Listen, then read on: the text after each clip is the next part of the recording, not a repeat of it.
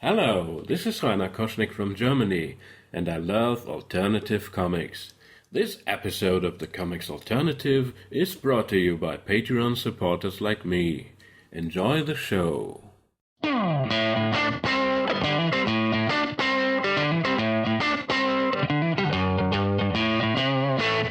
This is the Comics Alternative, episode 160, a look at the November Previews catalog.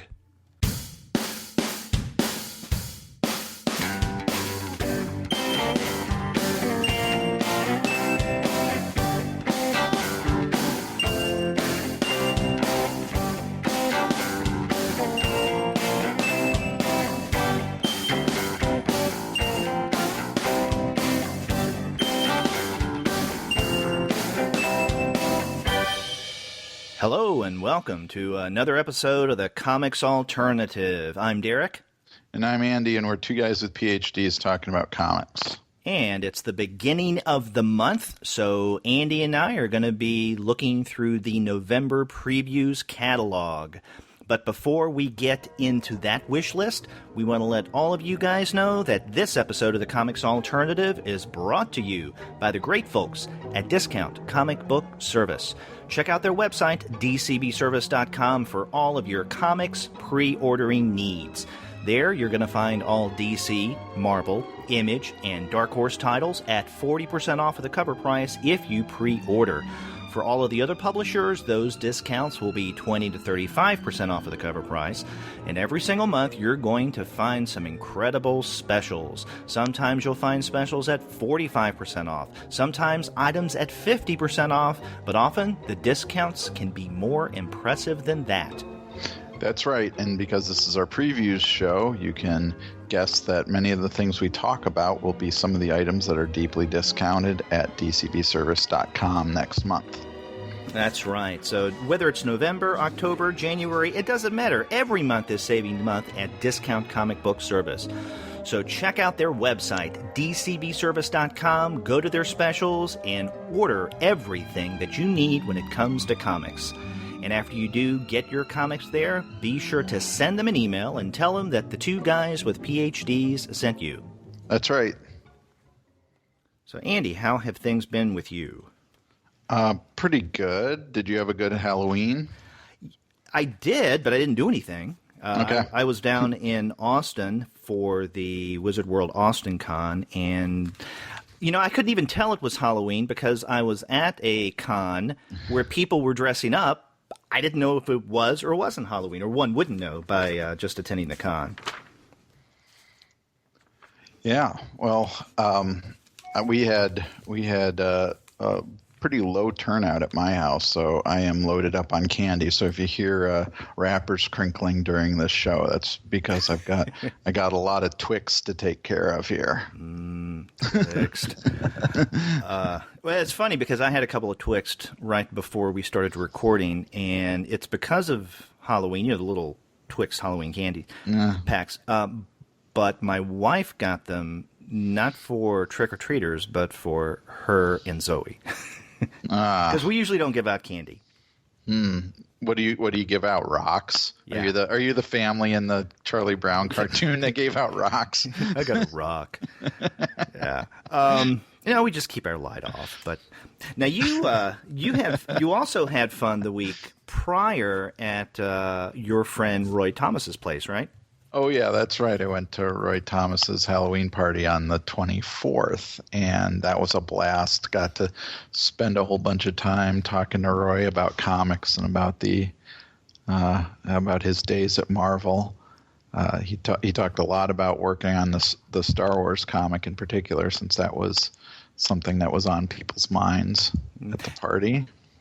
Yeah, and in fact, one of the reasons why I prompted you on that is this is something that you and I discussed on the podcast, but not for the podcast that almost everyone listens to. Mm-hmm. We discussed your time there at Roy's for the October Patreon supplement. So only those select few who are supporting us at the $15 a month level or higher get to listen to those extra episodes. So maybe that would be an incentive. You can get, if you become a Patreon patron for $15 or more a month, you can hear about the various adventures Andy has going to a variety of different parties put on by comics legends. Yeah, that's right. Yeah, and so that's a fun thing I like to be. I'm glad I get invited to that every year now. And this year I decided to stick around. I was going to be in the last group to leave.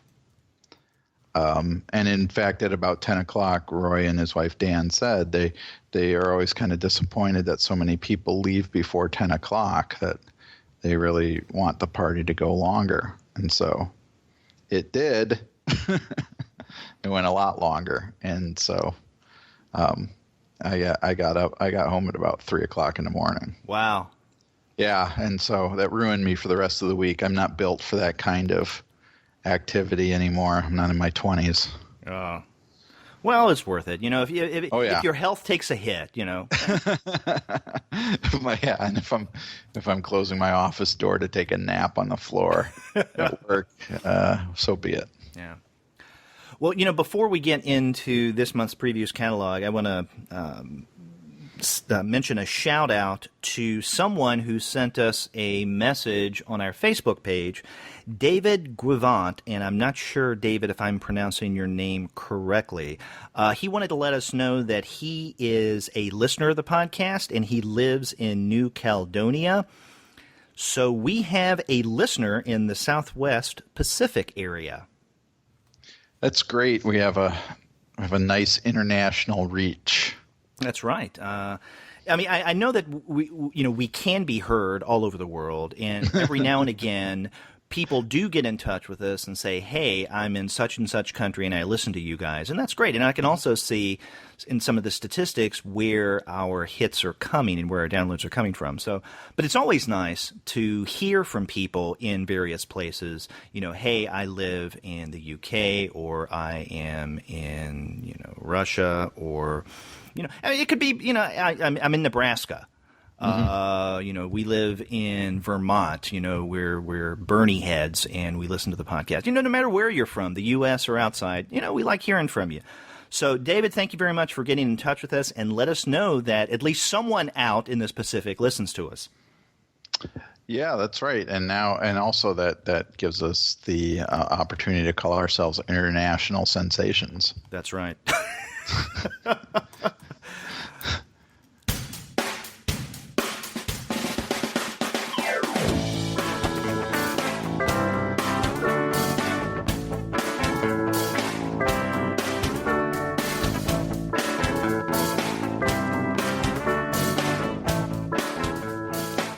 Let's get into the November previews catalog. And I don't want to say, oh, this is going to be a long show, or oh, this is not going to be a long show, because we're always off base. We think that it's going to take less time to get through the solicits than it does. Mm-hmm. So let's just jump right into what we think is worth mentioning in the November previews catalog. Okay, let's do it. Where do you begin in Dark Horse? I actually don't begin in Dark Horse.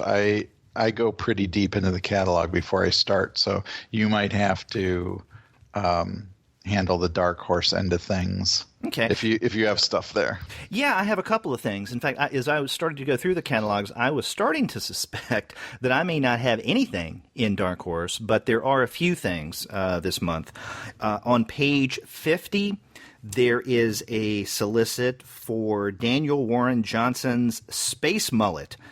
One gamble at a time. And I don't know if you're familiar, Andy, with the Space Mullet webcomic, but this is one that Sean and I have discussed on our webcomic show, I think about 2 months ago. This is great. I've even introduced it to a couple of my classes because every now and again I'll use webcomics. Since we're dealing with digital media, I'll use webcomics as an example of something that we're discussing in class. And I've introduced them to Space Mullet, and they love it as well. So now we get this coming out in hard copy form through Dark Horse. Which is interesting because a couple of months ago when Sean and I were recording that webcomic show, Sean had heard of, and maybe directly from Johnson, that this deal was coming through, but he couldn't say anything. He hinted at it, but Sean couldn't say anything to me. Now I see what he was hinting at. So that's definitely something worth checking out.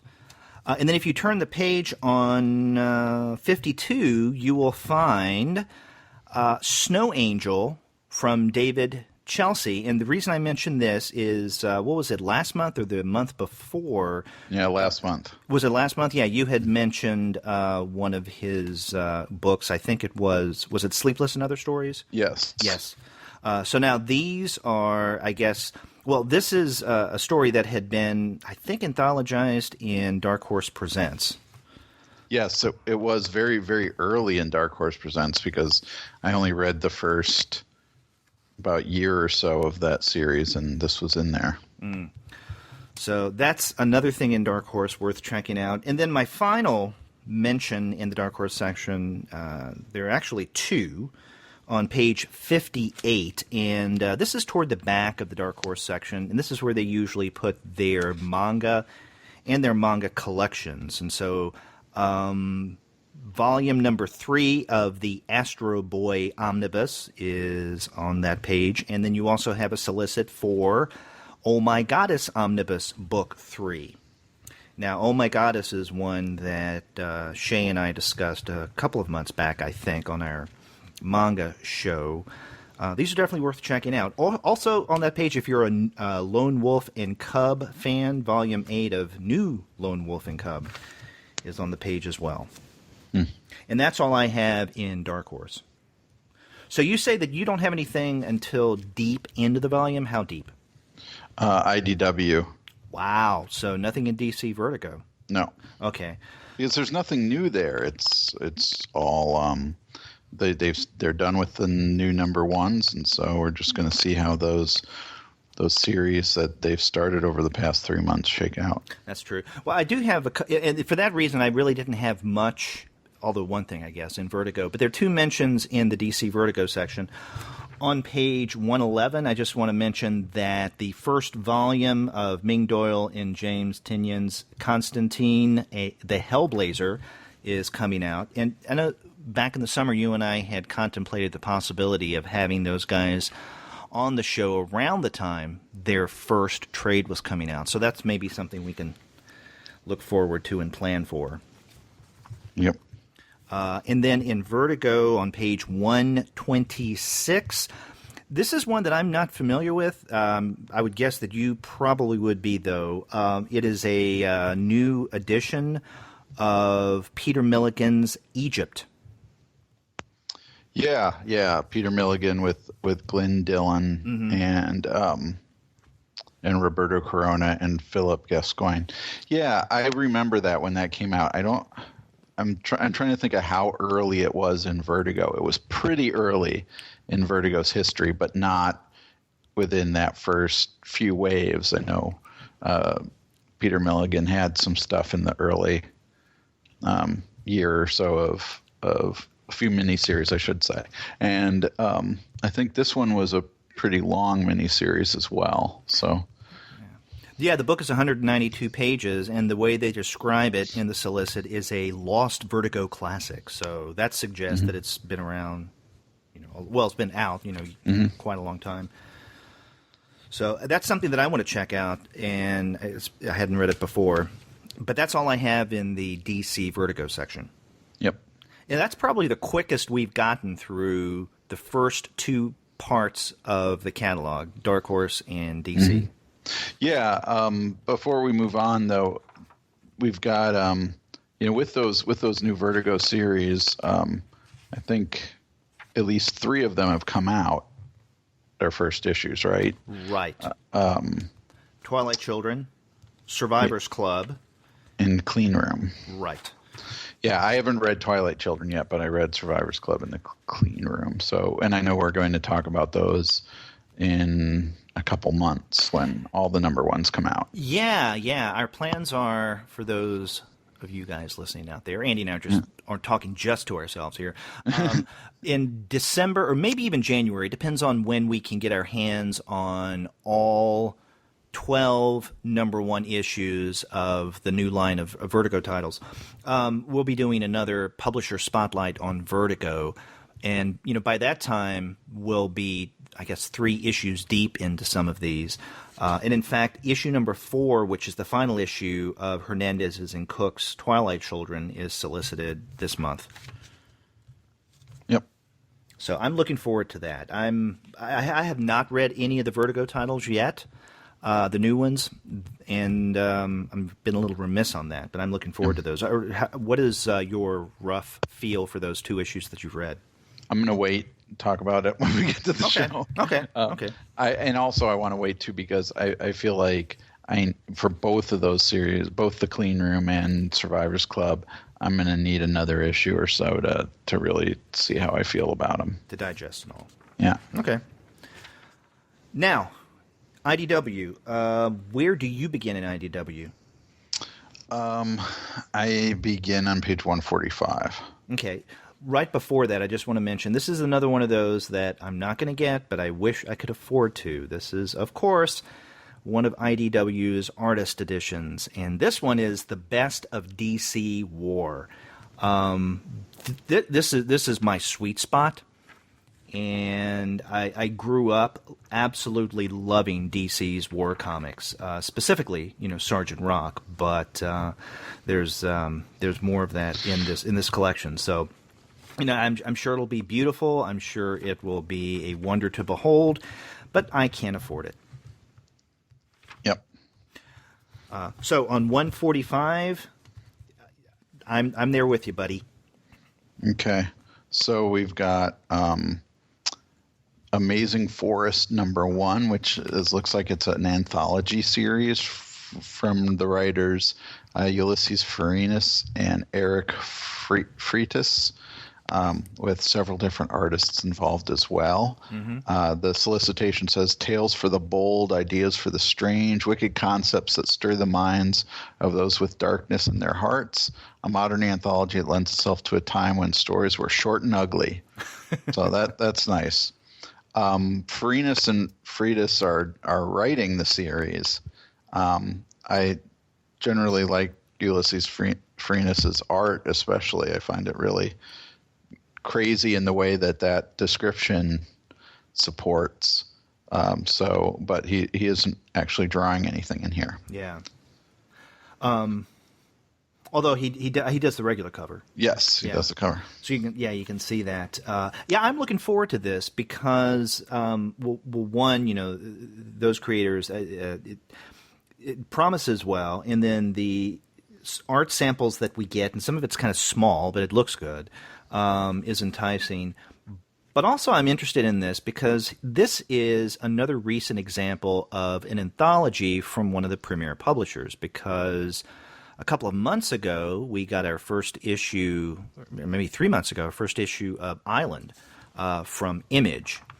So it's good to know that I wouldn't say anthologies are coming back, but it seems like some publishers are dipping their toes into anthologies. Now, I would expect this from maybe small press people, maybe micro presses. We've talked about that before on the podcast, but Image and then now IDW. I think that's a good sign. Mm-hmm. If we turn the page, I have a couple of mentions. I don't know if you go ahead. Those as well.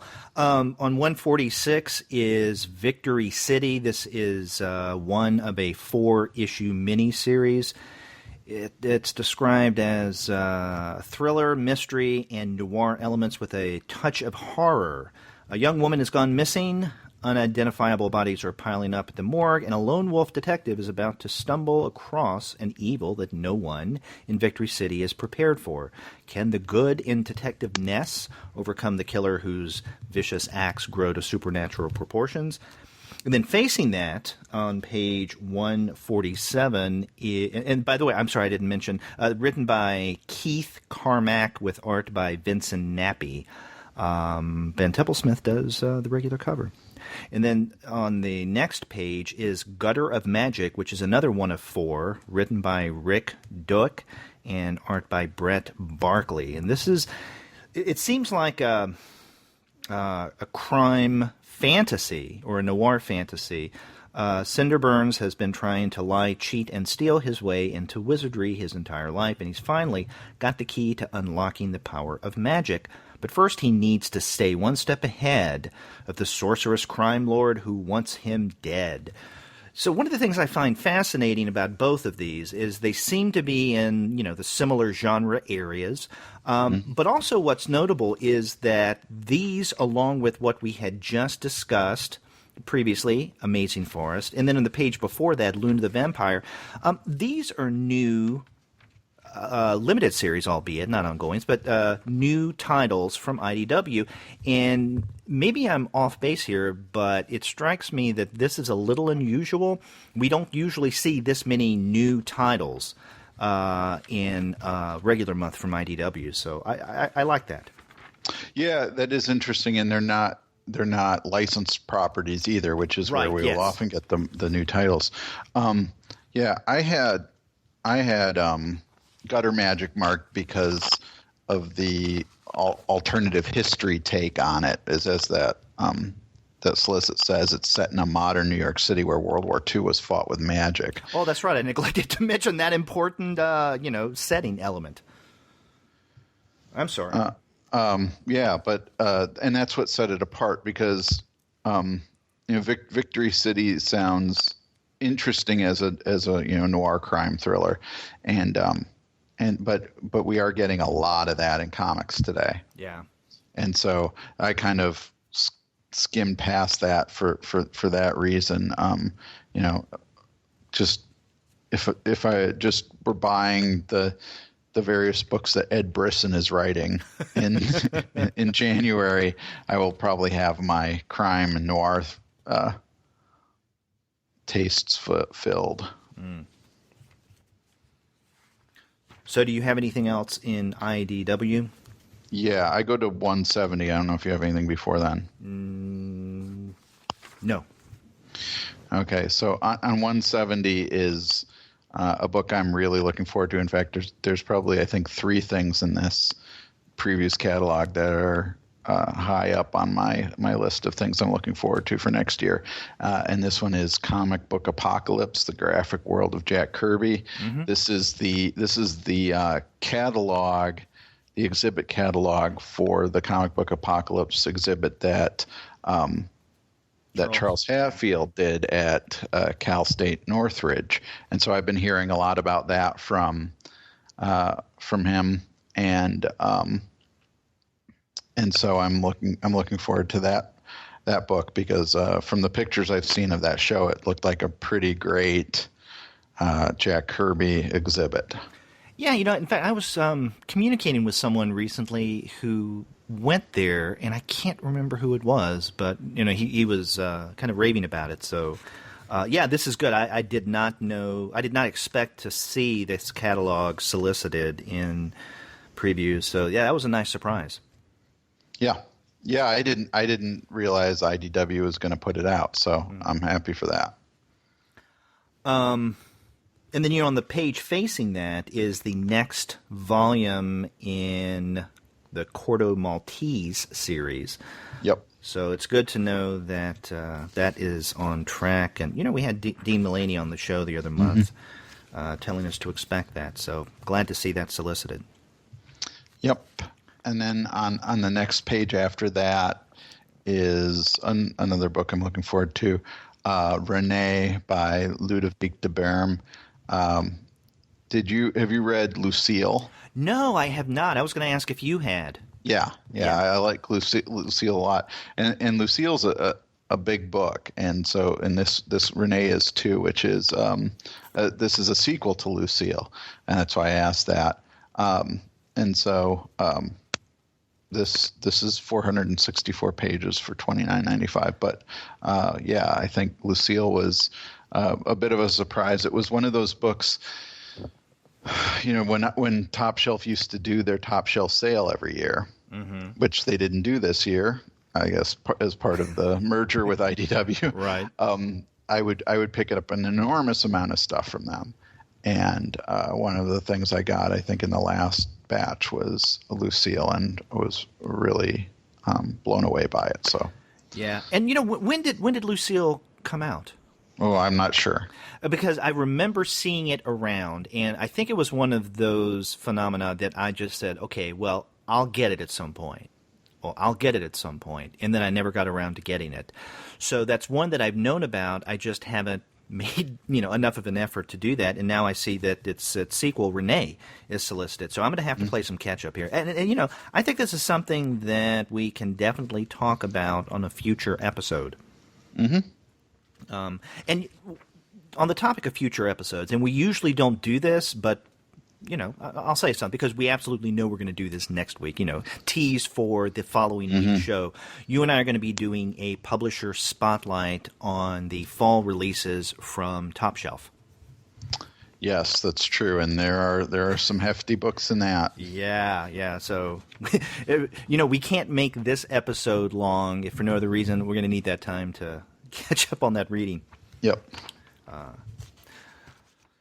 The only thing, other thing I guess I wanted to mention in IDW is on that following page, and this is Brennan Lee Milligan and Molly Ostertag's Strong Female Protagonist. I remember, was it last year when this was originally solicited? Mm-hmm. Yeah. And then now it's a new edition, or a new printing of this.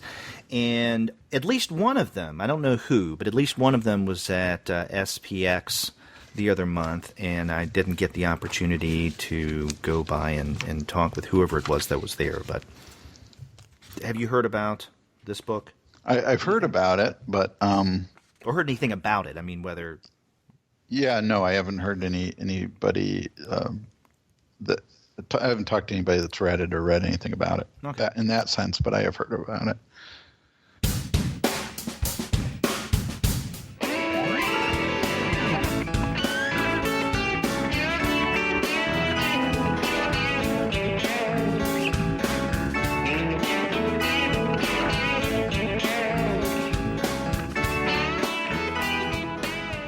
Are you done with IDW? Yeah. I mean, there's always good things that we don't mention. For instance, issue 11 of Weird Love, solicited. But let's move on to let's move on to the image section. Mm-hmm. And as we usually have, quite a number of number one issues. Yeah, that's true.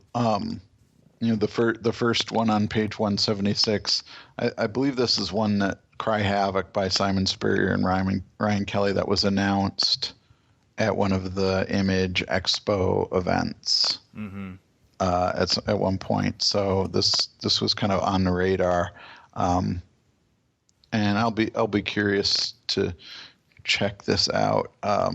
It says that here, behold the modern monstrosity. Spurrier and Kelly present Fiend's fragility and firepower in all new series, mixing the hard-boiled militaria of Jarhead with the dark folklore of Pan's Labyrinth. And I think one of the things that interests me is the experiments in color that they're doing. That basically multiple colorists, Matt Wilson, Lee Loughridge, and Nick Filardi will color every issue. To give a different feel to different sections of the narrative. So now I guess each issue is going to have multiple colorists, not a different colorist per issue. It sounds like that. I mean, it's to define the story's threads, so it sounds like there'll be multiple narrative threads in every issue, and each one will be in a different coloring style. And we do get a couple pages, 3 pages of previews, and I'm guessing we're getting at least 2 different coloring styles. Yeah, I guess so, because that first page on 177, it's not only a different color, but it seems like a different psychological visual perspective yes. From what you get on the following 2 pages. So yeah, I'm interested in this, and I'm glad that we do get some samples here, because in the I like the solicit, but it doesn't really tell me much. You have that comparison thing. Jarhead meets Pan's Labyrinth, and then at the end, I kind of like the humorous. I don't think it's very descriptive, but it's funny. This is not the tale of a lesbian werewolf who goes to war, except it kind of is. But then you read those 3 pages of sample art, and you get a better sense of what this is. So yeah, I'm looking forward to this. Yep. And we could spend a good half of the episode, I guess, talking about the new stuff coming out from Image. But are there other number ones that particularly stand out to you? Yeah. On 184, Ted McKeever's Pencilhead, I thought looked interesting because it's described as a semi-autobiographical take on the whacked-out world of the comic book industry. So I'm really curious to see Ted McKeever's satire, I guess, of the comic industry. Yeah, I am too. I really like McKeever's work, and I was particularly drawn to this for the same reason that you were, that this is, apparently semi-autobiographical. And, I want to see if maybe we can get Ted McKeever on the show to talk about this. And this is going to be coming out in January, so maybe I should contact the Image folks sooner rather than later. But I definitely am looking forward to this. This is one of 5. But before that was a number 1, Four Eyes, Hearts of Fire by Joe Kelly and Max Fiumara. And I did not read the first Four Eyes miniseries. Did you? No, but I heard a lot of good things about it, so I'll be curious about that as well. But I would need to read the first one. That's why I kind of skipped over that one. Yeah, same here. And then on 186, we get another narrative arc of Prophet. But this one, I guess they're going by miniseries now. This is Prophet Earth War number 1. Yep, with Brandon Graham still doing the writing and Giannis Milano Giannis doing the writing. Yeah. Or doing the art, excuse me. Yeah. And it says the epic conclusion to Prophet begins here. So, it's not only a new Prophet, but it's the conclusion. But to me, what's even more exciting about a return is on page 191. And that is Nowhere Men, number 7. Yeah. Now, I had mentioned this, I think, a couple months ago when I was looking at a different version of previews, like a text file, and they had this listed there, and you that's right, didn't have it in the catalog, so now it's showing up. And I can't remember, I should have looked this up right before we started to record, but when did the last issue number 6 of Nowhere Men come out? Oh, I don't know. It's been a few years. At least maybe at least 2.5. Yeah. Because I remember Nowhere Men number 1 being one of those titles. Maybe in our first 6 months of doing the podcast, I'm thinking perhaps fall of 2012, we did an Image show, a lot of their new series that were just starting, and Nowhere Men was one of them. So so that's been 3 years since the first issue. So now we get this new story arc. And, on the topic of new story arc, I want to make a kind of a general observation of the Image section this month. You know how, I don't know, earlier in the year, maybe back in the spring, Image changed around the way that they arranged their solicits. It was a little, at first I thought it may be pretty cool because they arranged things according to release date within the month. Right. And at first I thought that would be useful, but then I found it a little confusing when I went in to order, place my order for DCB service. So they've stopped that. And so that's something notable. But I think even more significant is the fact, and I don't know if they're going to be doing this from here on in, or if this is just specific to the November previews. But what they're doing is, in their series, when there's a new story arc, there's this big stamp that says "New Story Arc," And when a story arc is concluding, there is a stamp that's in another color, red, the other one's blue, that says end of story arc. Right. So, I think that can be useful for people who are just getting into a particular title. So, for instance, someone who is not familiar at all with Nowhere Men, and they happen to look at a previews catalog and they say, oh, new story arc, maybe this is a good jumping on point. Now, would people new to comics be looking through previews? I don't know, but I do think that that's useful, and useful also to retailers. Yes. What else do you have, or where else would you like to go in Image? Let me see. I got a couple more things, not so much in the new issues. I go to 210. Yeah, I do too. Okay, and so the hardcover collection for Grant Morrison and Chris Burnham's Nameless comes out. Is offered here, coming out in January. Did you finish Nameless? No, I think I got after the second issue. I let it rest and just didn't get back to it. And that's been a habit of mine this year, unfortunately. I found myself starting a lot of series, reading the first one or two issues, and then thinking, okay, I'll catch up later. It's kind of like that phenomena, similar to what I told you about Lucille. I said, oh, okay, well, I'll get to it. But then other things keep occupying my time, and I never get around to what, I think that I'm going to be able to get to. So how far did you get into Nameless? I think I got 3 issues. Okay. And then I forgot about it. It wasn't so much that, I don't know. I mean, at that time I also was changing my comic buying habits a little bit too. So I had kind of forgotten about it until I saw this hardcover. So I don't even remember when the final issue came out. Yeah, I can't remember that either. But it's good to see that the whole series is going to be collected in hardcover edition. So, and I liked those first 2 issues.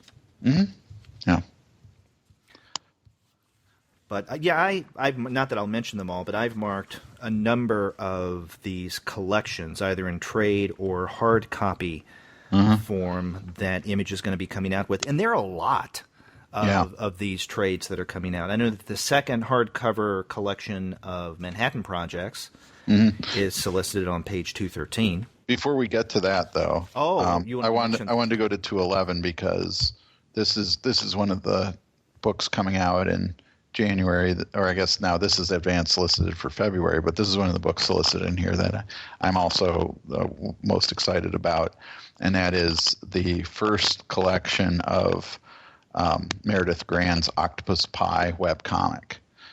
Did you ever read Octopus Pie? No, I was going to ask if you had. I thought that you may bring this up, and if you did, I was going to ask if you were familiar with this. I haven't read that webcomic. Yeah, it's really good. A few years ago, I did a project in my class where I had students, in my class where I was teaching comics, I had students kind of throughout the semester pick a webcomic to follow for that, for the entire semester, and then write a kind of profile of that series when we got to the end of the semester. And Octopus Pie was one of the ones that was on the list.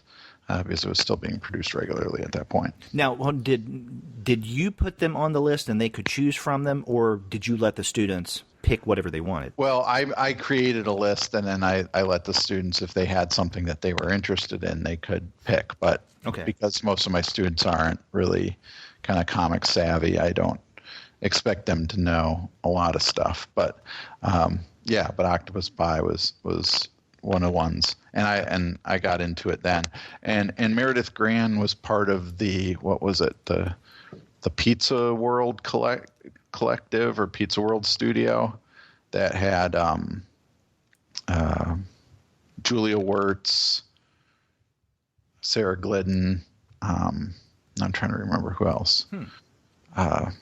Kate Beaton, several New York female cartoonists, about 6 of them, I think, worked together for a couple of years in the Pizza World studio, and Meredith Grand was one of them.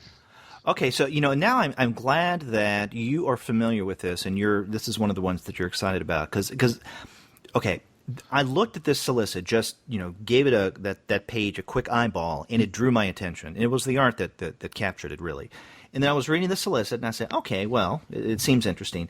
But then I looked at the sample pages that are underneath, and to describe to our listeners. Half of this page on 211 is 4 smaller pages from the interior. Mm-hmm. Now, I read those 4 pages.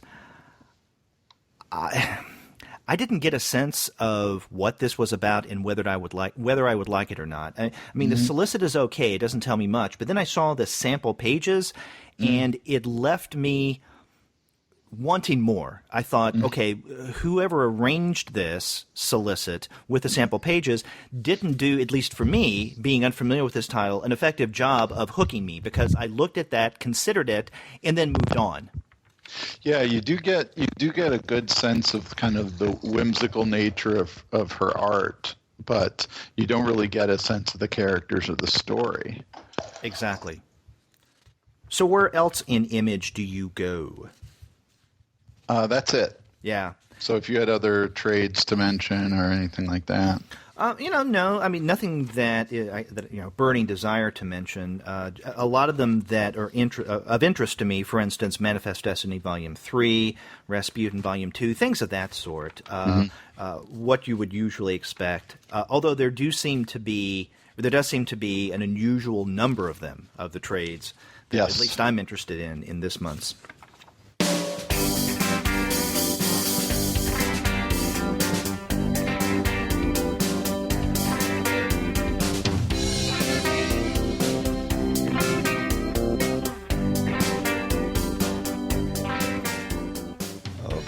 Do you have anything in Marvel, or is that a stupid question?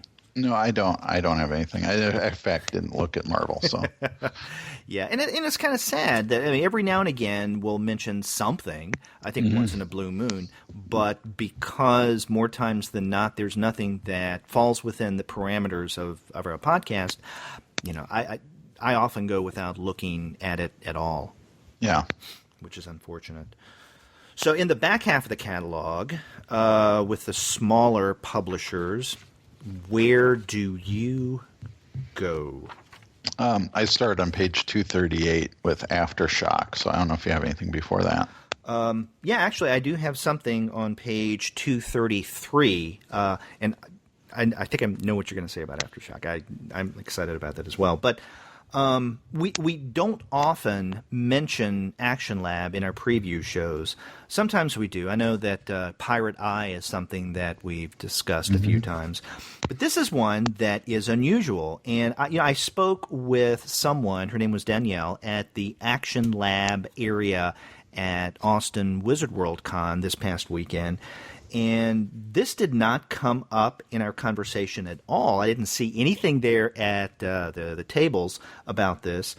And she didn't mention this, not that she would, but I find it a little unusual from Action Lab. And this is The Cask of Amontillado.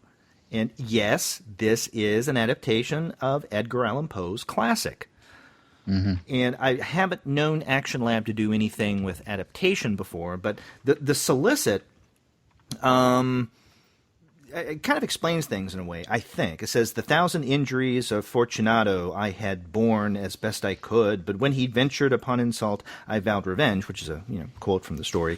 And then it goes, a new adaptation of Edgar Allan Poe's most famous tale of wine, friendship, and betrayal. Includes an exciting first look at pages from the upcoming sequel to the Poe classic, The House of Montresor. So, okay, it's that last sentence, the upcoming sequel, that really got my attention. I mean, I really like, as I've discussed before on the show many times, comics that adapt a narrative from another medium, whether it be classic literature or otherwise. I'm specifically interested in adaptations of Edgar Allan Poe. And so it's interesting that we have another adaptation of The Cask of Amontillado. the curious twist here is apparently Action Lab is going to come out with a follow-up to this. Mm-hmm. Huh. I'm going to be more interested in the follow-up than in this adaptation, I think. Yeah, I don't know about this. So we'll see. Cask of Amontillado is a pretty pure story, and how the story is framed basically by Montresor telling the story of how he got revenge on Fortunato 50 years earlier. Right. So I guess there is some narrative space to deal with what Montresor was doing for those 50 years, but I kind of like the idea that we don't know. Yeah. That he has gone this whole time without ever revealing the perfect crime that he committed. Yeah, I agree with you 100%. The power of that story is in the fact that we know that it is years later that he's finally telling us this. And so what does that tell us about the effect that this crime had on him? And, right. I think that lies at the heart of what that story is about. Nonetheless, I'm always interested in how someone adapts in one form or another. Even a spin-off is considered adaptation in my book. How someone adapts, especially work of Poe's is what interests me, whether it be good or bad. I find it curious. I also find it interesting that, again, they're going to do this sequel that seems a little strange. But another thing that comes to mind is, as you were telling me how you were unsure about this, I was starting to have thoughts of Before Watchmen. Yeah. Yeah, well it's the sequel that I'm curious about in that. Yeah. How will it function as a reading of the Cask of Amontillado in the way that Before Watchmen functioned as readings of Watchmen? Yeah. And are they going to figure this somewhere into the Action Lab universe? For instance, is Zombie Tramp going to find its way to the House of Montresor? So. Okay. But moving on to Aftershock. Yeah, we haven't actually seen a publication from Aftershock yet, right? It was only in the previous month that the first issues started to get solicited. Right, last month, their first 4 series, yeah. And so this month we have American Monster #1 by Brian Azzarello and Juan Doe, which is going to be a regular series. Exactly. Yeah, I'm excited about this, and apparently there's an incentive cover by Dave Johnson, who, of course, worked with Azzarello on 100 Bullets. Not too thrilled with the whole incentive cover thing, but this does sound interesting. Horribly scarred and disfigured during his tour of duty, Theo Montclair returns to the small northwestern town that was once his home, unrecognizable. Now Theo is a changed man, transformed emotionally and physically, both in appearance and in perception. But is he returning a hero or a modern-day Frankenstein? Only time will tell. Yeah, so Aftershock has lined up a good lineup of creators already, and I think it is former DC and Marvel editor Mike Martz, I believe, who is putting this together. And so Brian Azzarello is a top drawer writer, and then on the next page is Strayer by Justin Jordan, and Juan Gideon, and this looks like a kind of barbarian monster slayer story with Strayer is basically a monster killer. That's it. Yeah.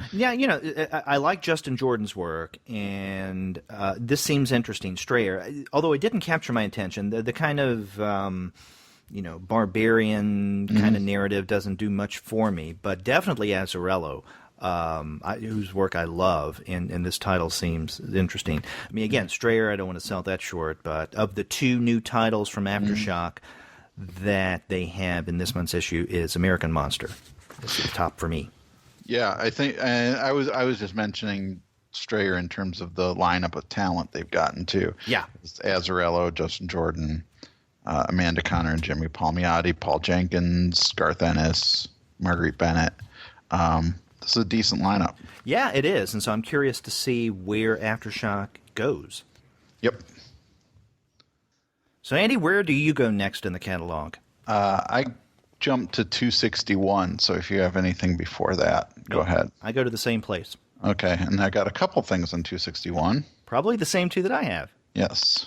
So I'm glad to see under Bergen Street Press, Volume 3 of Copra by Michel Fiffe is coming out. So Bergen Street is still continuing to publish Copra, and it seems like pretty much exclusively that's what they're doing. And I know the Bergen Street comic book store closed recently, so that the owners were going to focus in on their publishing venture. Yeah. Yeah, I'm looking forward to round 3 as well. And then the other thing on that page, I'm sure, is under Big Planet Retrofit. Yep. Yep, Ikebana by Yumi Sakagawa. Yep. Have you? Did you ever get that?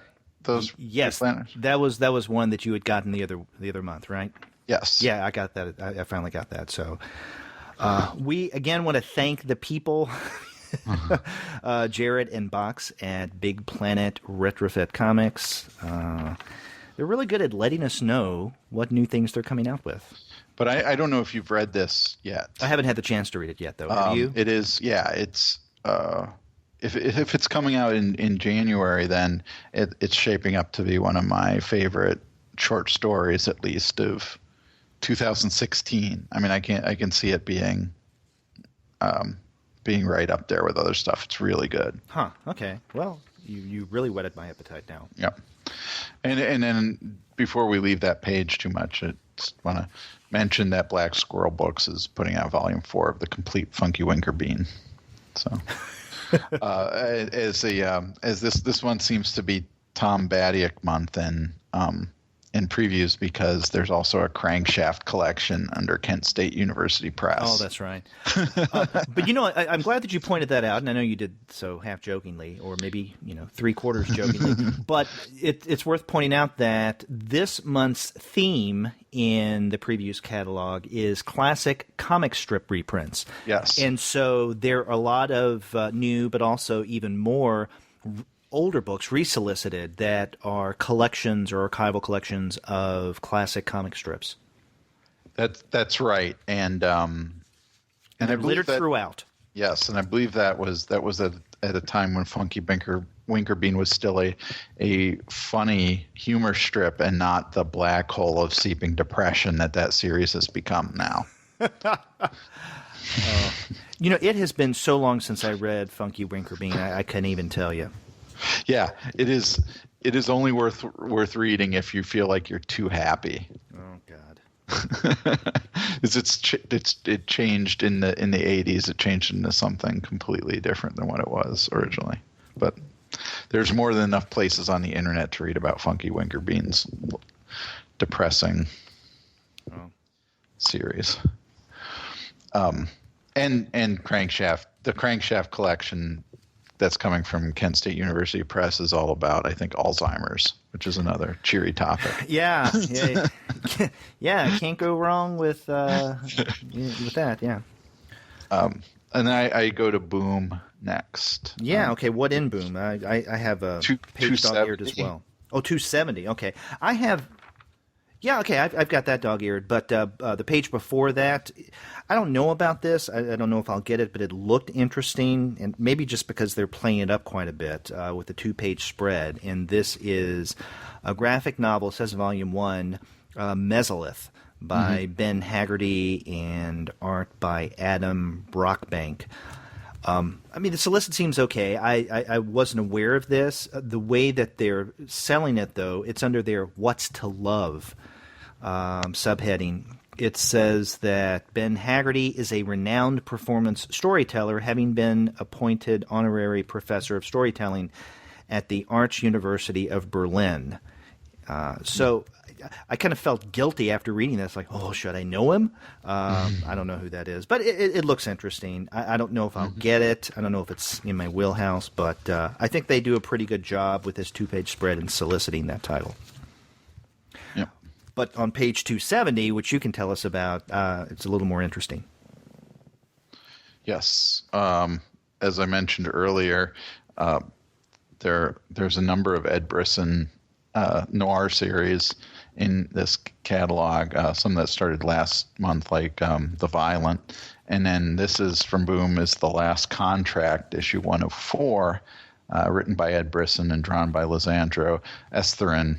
And it's basically a story about a retired hitman known only as the Man, and he's comes out of retirement to deal with a blackmail situation and so on. So, the hitman coming out of retirement is a straight up noir trope, and so I'm curious to see how Ed Brisson handles it. I am too, and I also keyed in on the fact that this hitman is known as the Man. I'm wondering if in this 4-issue miniseries we will see someone by the name of Chico. Okay, yeah, that's one of the partners of the Man. God, I had to throw in that 70s reference. Yep, my childhood. Did you watch Chico and the Man growing up? Oh yeah. Okay, I didn't know because sometimes I'll go off on how much I loved Sanford and Son, and someone who's my exact same age said, I didn't give that a second thought. Huh. Okay. And that just shows you, of poor taste. So, Sanford and Son, Chico and the Man, and then the various CBS offerings. But that's a rabbit hole I don't want to go down. Yeah. And then I go to 286 next. I don't know if you have anything before then. No, well, I guess just in passing, on 272 there is the trade of Curb Stomp, and I know that you and I mentioned several months back that first issue. Did you ever get around to reading any of the issues of Curb Stomp? No, I didn't. I didn't either. Okay, so let's move on then. So you go to 286. Okay. And I just wanted to mention here, because Canton Street Press, we talked about earlier in an earlier episode doing this, that they're continuing to release their facsimile, basically, editions of Golden Age comic books, right? Classic comics, and so they have Race for the Moon, which was a one-shot that had art by Jack Kirby, Joe Simon, Al Williamson, and Bob Powell. Actually, this is a series that I guess ran in Harvey Comics, and so they're collecting that. And then Teenage Romance is number 14, with art by Matt Baker and Carmine Infantino, is a facsimile of the comic of that title. Yeah. Yeah, I marked this as well. I don't know if I'll get them, but I'm fascinated by them. Now, have you gotten any of these Canton Street facsimiles? No, I think I don't know if any have come out yet. Have they? Or have you pre-ordered? No, I didn't. Okay, see, because they're a little pricey, and so I want to see one first. Yeah, that's the reason I haven't. For the Race for the Moon, which I would especially want to get. I mean, right now I'm sure you can get a decent discount at DCB Service, our sponsor. But this one is regularly $17.99. So wow. And then the Teenage Romance that you mentioned is $14.99. So I like them, but they are a little pricey. Something on the facing page. I haven't seen this. I don't know about this, but it looked interesting. This is under Classic Comic Press. This is Kelly Green, The Complete Collection. So this collects in one volume the various, storylines of Kelly Green that I'm not familiar with. Are you? I remember when these graphic novels came out. I can't remember who the publisher was, but it was back in the 80s. Okay. I never read them, but I've seen them quite a bit back in the day. So that's interesting that they're putting them all together. Leonard Starr and Stan Drake both being legendary comic strip creators. Yeah, and this is interesting. Although, wow, $59.95 again, a little pricey. Mm-hmm. Yeah, and I have a feeling you can find those. Well, this has the fifth. What was it? The Comic-Con heist was never actually released in the U.S. Mm-hmm. So the other four, though, I think are pretty readily available inexpensively. Okay. At least as I've seen them lately. Yeah. Well, this is a hardcover collection, so. But I had thought of with Classic Comics Press on the next page as their reprint of Rusty Riley Volume 1 from 1948 to 1949. Rusty Riley was one of those comic strips that was in the 100 Years of King features that we talked to Dean Mullaney about. Mm-hmm. And that was one of the series that I wasn't really familiar with when I looked at that. And now, and so I was really curious about that, and now I'm glad to see that there is a collection of that coming out. Yeah. And another that is highlighted, the Classic Comic Strip reprint highlight of this month's previews. Mm-hmm.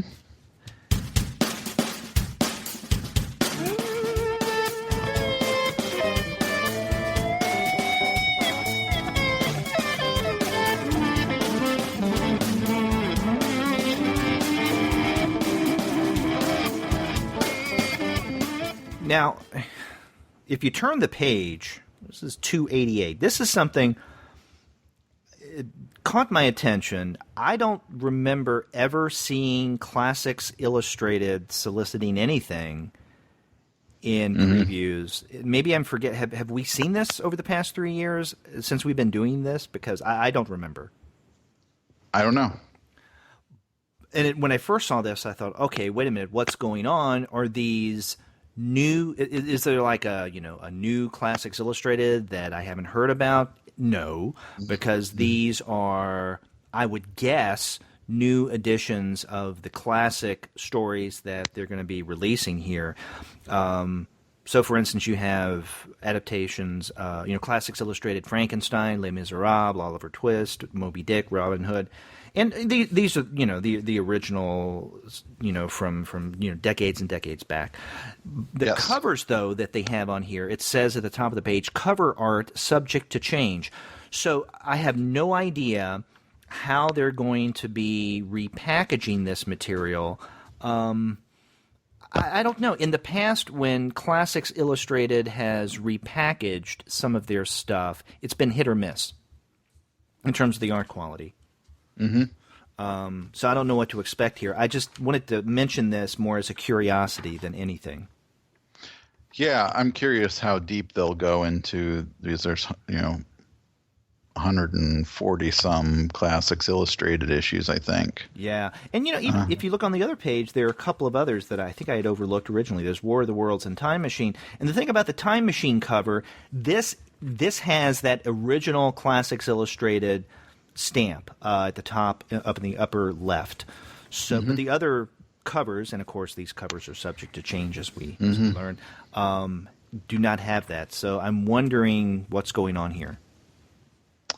Yeah, and one of the big draws of Classics Illustrateds were the covers.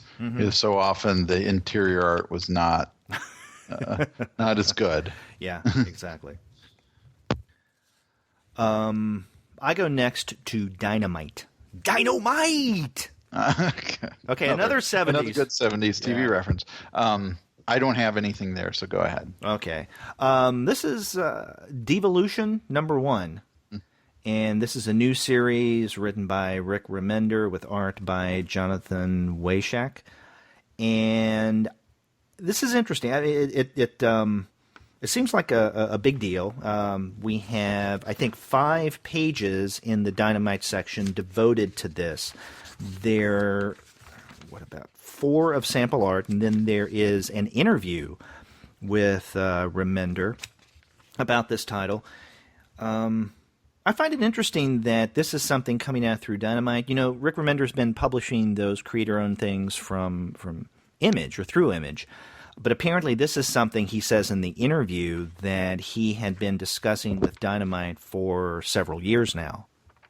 And it's just finally come to fruition. So if you're wondering, well, Remender, why not through Image? I guess we can assume through this interview that this is something that he had been talking with Dynamite about for quite a while.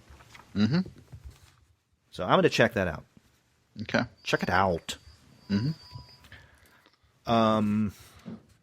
Where do you go next? I go to Drawn and Quarterly. Yes. I do as well, my friend. Let me find it here. It's taking me a bit to scroll through this. It's on page 314. Yep. And yeah, there are two things that stand out here. Okay. For me, I don't know about for you, which you were going to highlight. Go ahead. There is Beverly. And the two things here are nicely contrast because one is from a brand new creator and another is from someone, especially regarding Drawn and Quarterly, who's been around a while. The new kid on the block is Nick Drenasso. His name is spelled Drnaso. Drenasso, I guess, is how you may pronounce that. And this is Beverly. A darkly funny portrait of middle America seen through the stunted minds of its children. The modern lost souls of Beverly struggle with sexual anxieties that are just barely repressed and social insecurities that undermine every word they speak. Time passes, bodies change sizes, realities blur with fantasies, truths disintegrate, childhood comforts turn uncomfortable. Again and again, the civilized facades of Nick Drenasso's pitch-perfect suburban landscapes crack in the face of violence and quiet brutality. So this is his debut graphic novel. So maybe this is going to be a Drawn and Quarterly Pleasant Valley Sunday. There you go. And then the other one in here is the envelope manufacturer by Chris Oliveros, who is the publisher of Drawn and Quarterly. Right. And this is his comic about the struggles of an independent small business, which I guess he probably knows. Mm-hmm. Yeah, exactly. Now he's published, I guess, earlier installments or volumes of Envelope Manufacturer, right? I'm not sure. Did he? I think so, but it's been a long time. And maybe I'm incorrect here. I'll have to go back and look. But again, something else I should have looked up before we started to record. But it's good to see that Oliveros is coming out with this. So I'm definitely on board for that. And I don't have anything until Fantagraphics, which nicely follows Drawn and Quarterly. Yes. Yeah. And as usual, there are several things in the Fantagraphics section. You know, one that stands out is another Love and Rockets collection, this one from Gilbert Hernandez. And, you know, what they've been doing is, you know, coming out with those really nice Love and Rockets books. The new way that they're collecting all of the material. And this one's called Comics Dementia, which does go a long way to describe what they're probably going to find in here, because this is made up of the various shorter pieces, sometimes ongoing in maybe a loose way, with certain characters, pieces that Gilbert would write and include in, especially the original series, Love and Rockets, but I think in the second one as well. But things that kind of fall outside of his ongoing storylines, primarily the Palomar stories.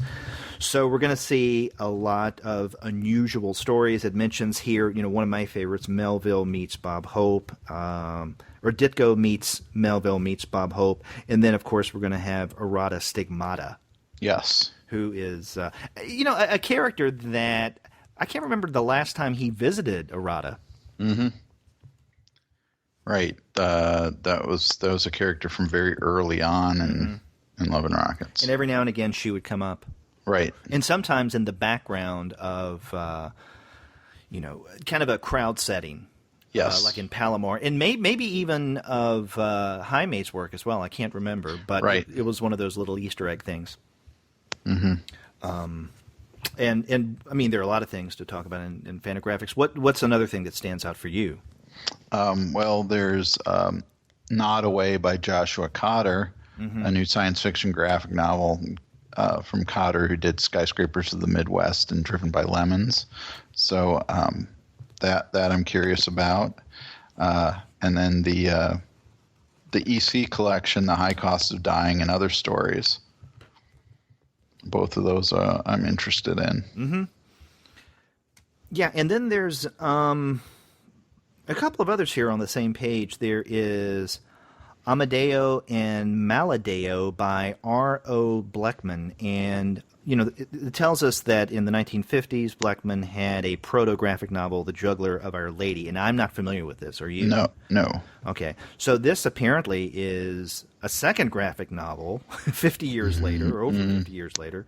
So, I mean, that's a curiosity. I don't know if I'll get it, but it's looks interesting. Mm-hmm. And then there's Kripox, Dracula, Frankenstein, and Other Horror Stories by Guido Kripox. This is a little pricey. Another pricey one. Yeah, that's why I kind of overlooked it because, it is expensive. Yeah, it'd be nice. It's listed here as $75. Yep. So it's described as deluxe coffee table format.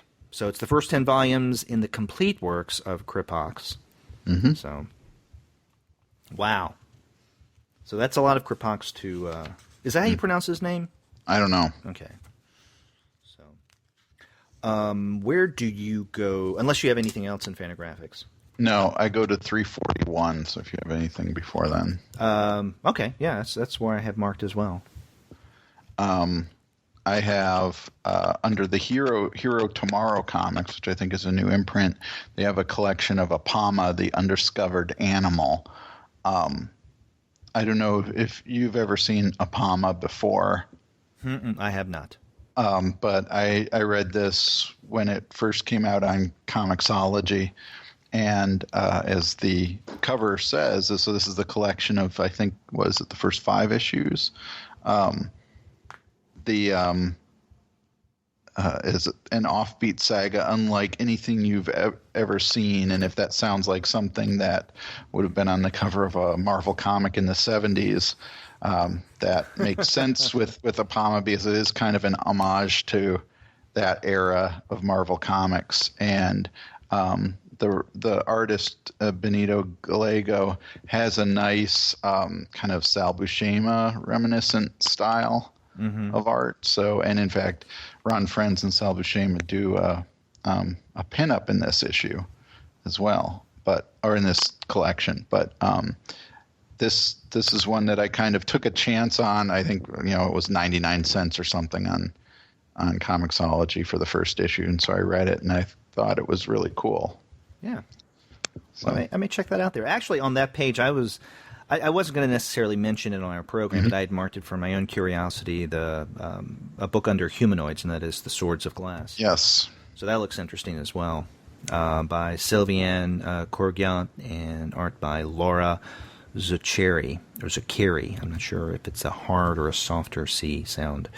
But, both of those seem to be worth checking out. Mm-hmm.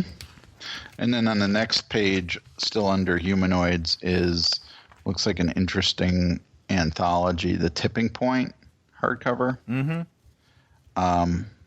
This is seems like, it's not massive in terms of size. It's 120 pages, but in terms of the talent it has in it, Eddie Campbell, John Cassidy, Bob Fingerman, Paul Pope, Naoki Urasawa, Teo Matsumoto, and Enki Bilal. So it's a kind of who's who of great international cartoonists included in this collection. This feels like a kind of, I don't know, moment-defining collection here of these in an anthology that we don't normally get that anymore. Right. Yeah, I'm excited about this. And by the way, Bilal is going to come up later. Yes. And one of the things I find interesting about Tipping Point is the regular edition, for most of us, is $29.95, but then there is not a slipcase, not a deluxe slipcase, but an ultra deluxe slipcase edition going for $499. Yeah. God, I have what? Okay, I'm just curious what justifies that price hike. But. Well, it's 100. There are only 100 copies, and there have 14 individual signed book plates in them. Yeah, I can see that, but again, $499. I mean, the thing about book plates is, you get the people, you send out little pieces of paper or stickers or whatnot and have people sign it. And I mean, there's nothing really personal about that. Right. I mean, the slipcase to me is more significant because it, kind of sits in a different way on your shelf, or you can display it in a different way. But I definitely won't go for the ultra deluxe slipcase edition. Okay. Your loss. Are you going to dish out for that? No. Yeah. I go next to NBM on 354. Do you have anything before there? No, go ahead. Okay. This is a new book by David Prudhomme, and he was the author of Rebetiko. I don't know if you read that. That was a self-made hero book that I think it was Gene and I discussed on a show about a year and a half ago, maybe 2 years, if I'm not mistaken. But this is Cruising Through the Louvre. So it says, author David Prudhomme meanders through the Louvre where all manner of people from all over the world rub elbows quietly. He decides to cruise through the Louvre at a quick pace, not to look at the art, but to observe the people and their interaction with it. He discovers a group of students somehow stuck together just like a shipwreck on the Ralta de Medusa. A man behind the seated scribe, as if attempting to read over his shoulder. In the halls of antiques, a woman placing her head in the lion's mouth. For 2 hours, Prudhomme is witness to the strange, silent, and casual choreography danced in the midst of one of the most prestigious museums in the world. So it seems like an interesting concept. Yeah. When I saw that title, I thought immediately of the great scene in Godard's Band of Outsiders, where the three main characters try to break the world record for running through the Louvre. Which was previously held by an American, of course. But this is a little different than that. And in fact, it looks like they have a bunch of NBM has a bunch of Louvre-related comics included in here in their offered again stuff. Yeah, that's curious. So there's. The Louvre Collection and Enchantment, The Sky Over the Louvre. So you can get your Louvre fix. Where do you go next? 362 in Oni. Okay. Do you have anything before that? No. Yeah, this is one. I find it interesting. I don't know if I'll go forward with it, but this is Graveyard Quest from K.C. Green. And I was reading the solicit. I'm not familiar with Green's webcomic Gun Show. Are you? No. Okay. Now, maybe we're remiss because the way that they described it in the solicit, it is the hugely popular webcomic Gun Show. And I'm not familiar with Gun Show, but this is the same creator who does this new book, Graveyard Quest. Follows a blue-collar skeleton and his mole buddy on their journey to hell and back to retrieve his most prized possession. It's a story about the things we do for love and the many mistakes we make along the way. Kind of like walking in the rain and the snow and nowhere to go, and you feeling like a part of you is dying. Okay, I'll stop. Yeah. Another 70s reference. Yeah.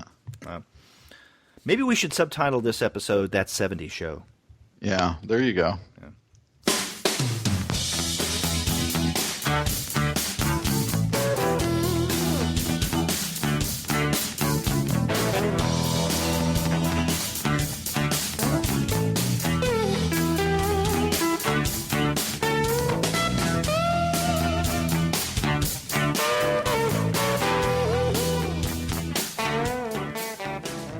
then I go to 365. Okay.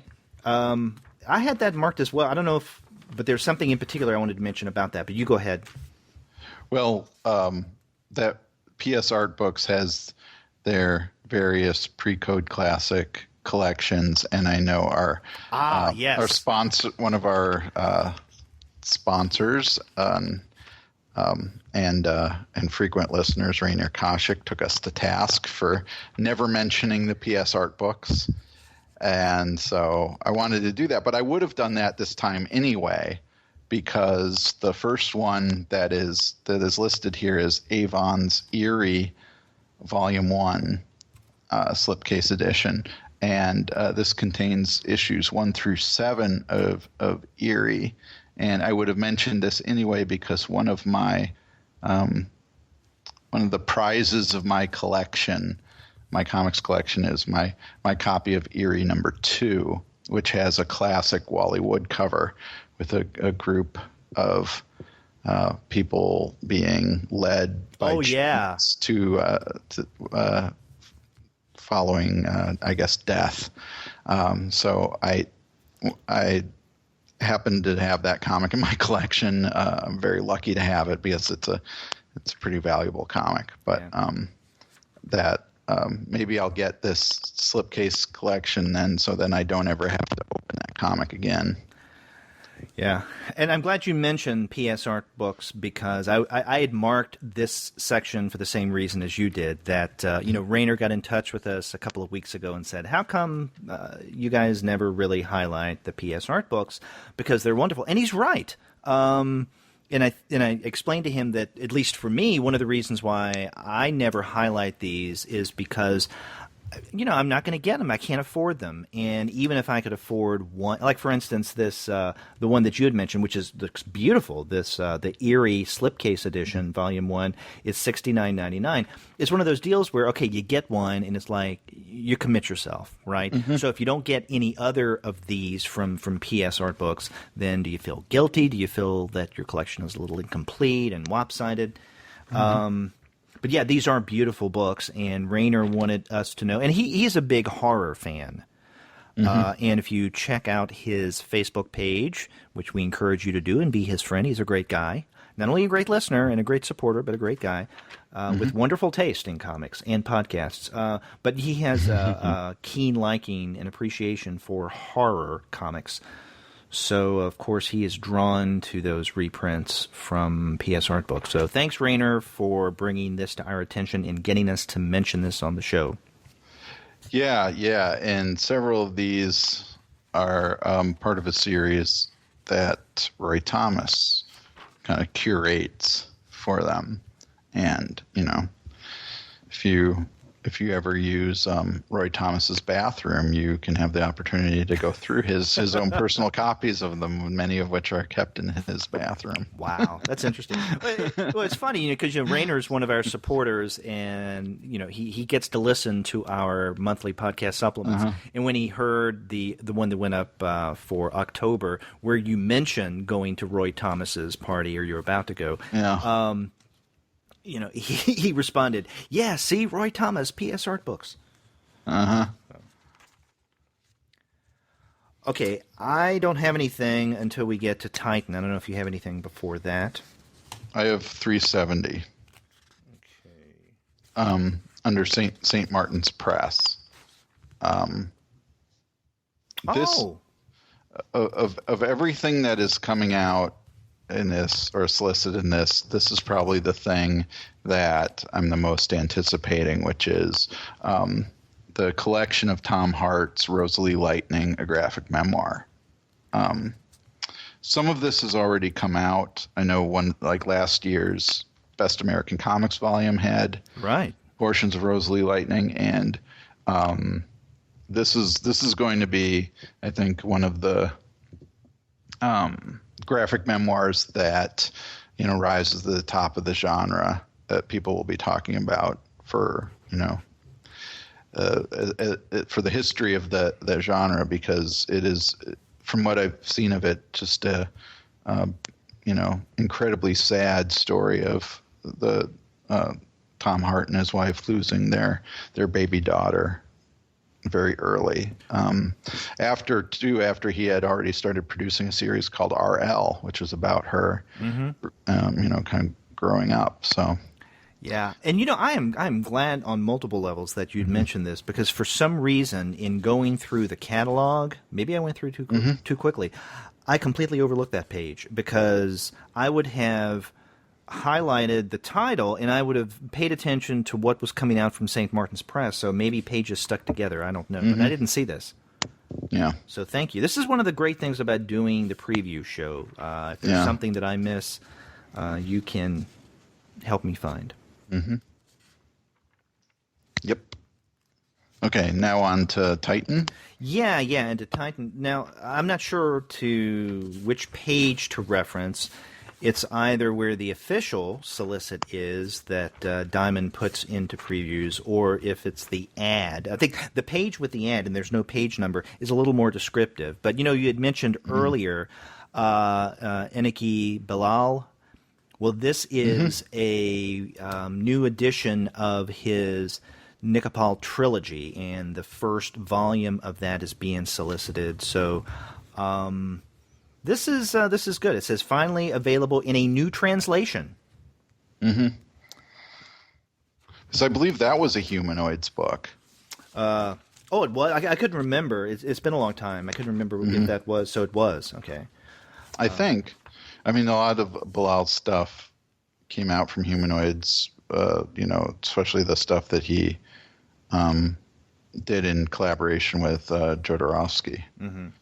And the official solicit is on page 391, but it doesn't give you near as much description and even art as whatever page I'm looking at right now that has no page number. Mm-hmm. Right. So I think that's something that is really nice. Mm-hmm.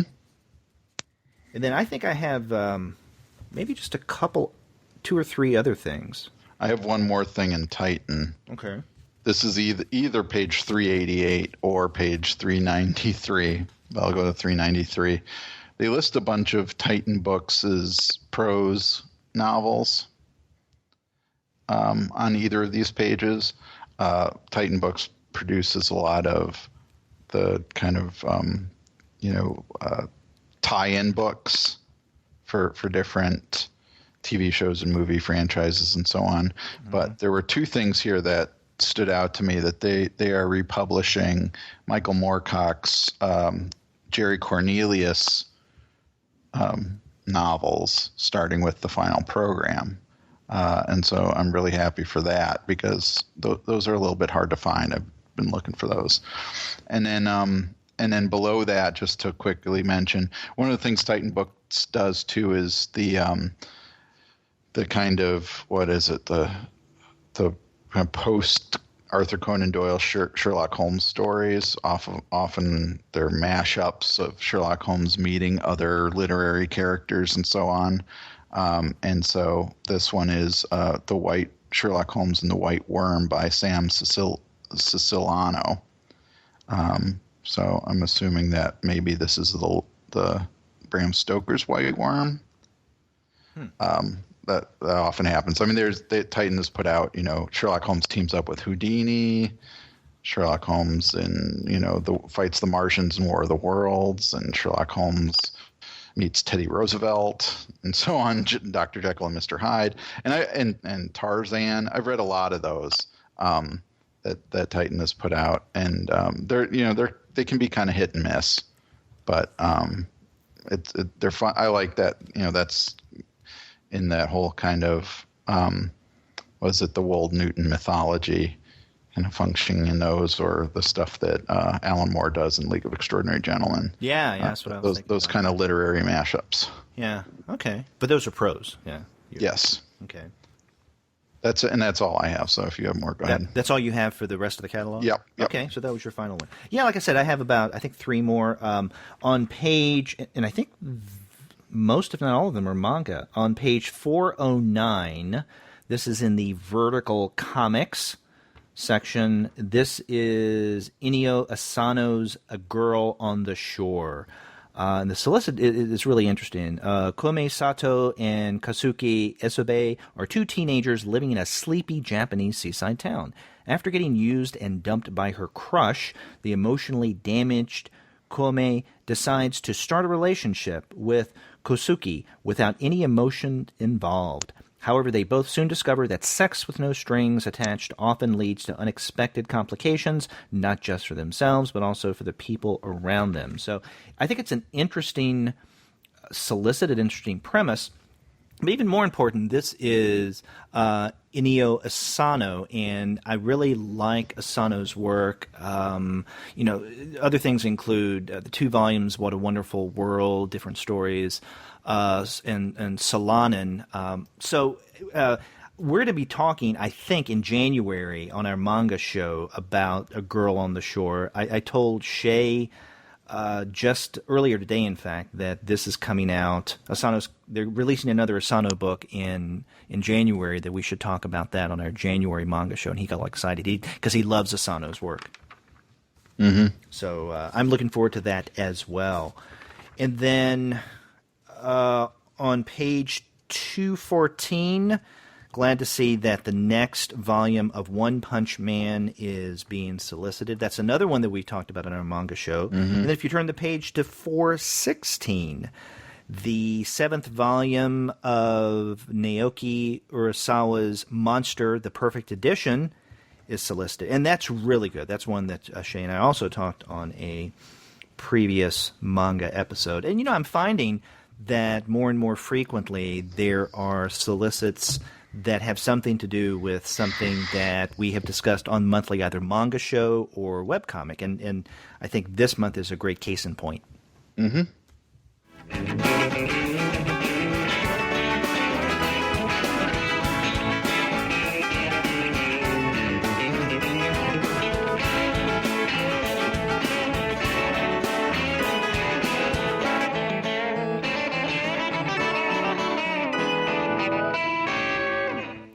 So there you go. That is the November previews catalog. Yes. Yeah. A lot of good stuff as usual, which is good. Yeah. There are a lot of things coming out in January and February, though, that I feel like, as right now, as we're thinking about the year-end kind of stuff that we do in the best of the year, there's a lot of stuff coming out in January and February that I am anticipating maybe, on my top list by the end of the year, by the end of 2016. So yeah. We'll see. Yeah. So if you want to check out the kind of titles that we've just been discussing and others, then you can find great discounts on those by visiting the website of our sponsor, and that is Discount Comic Book Service. So go to dcbservice.com. You're going to find some wonderful specials. Their November specials are not listed yet, but you can rest assured that whether it's something that we mentioned on the show or just anything else, you can't find better prices. After you do pre-order your comics there, then get in touch with us and let us know what you're going to be reading. If you go to our website, comicsalternative.com, you can leave us a message through SpeakPipe. We appreciate the audio response from you. Or you can call us the old-fashioned way. Our phone number is 4153-COMICS. That's 415-326-6427. That's right. Or you can get a hold of us by email. We are 2guys@comicsalternative.com. Or you can get a hold of us individually. I'm Andy at comicsalternative.com. And I'm Derek at comicsalternative.com. And we also have our Twitter feed where we announce new content to the podcast as well as updates to the blog. You can check out our Twitter feed at the number 2 guys with PhDs. That's right. And you can also find us on Facebook, on Tumblr, on Instagram, on Google+, on Pinterest, and on YouTube. You can subscribe to the podcast through iTunes, you can stream us on Stitcher, and you can also find us on TuneIn. And of course, you can find every single one of our episodes, as well as our reviews and the comics-related commentary that we post on our blog, and that's at our website, comicsalternative.com. That's right, all the way to get a hold of us and let us know how we're doing. Yeah, and we do like to hear from you. So go and read your comics, let us know what you're reading, and give us suggestions of other titles that we may not have mentioned that are in the November Previews catalog. That's right. Yeah. Until next time, I'm Derek. And I'm Andy. See ya.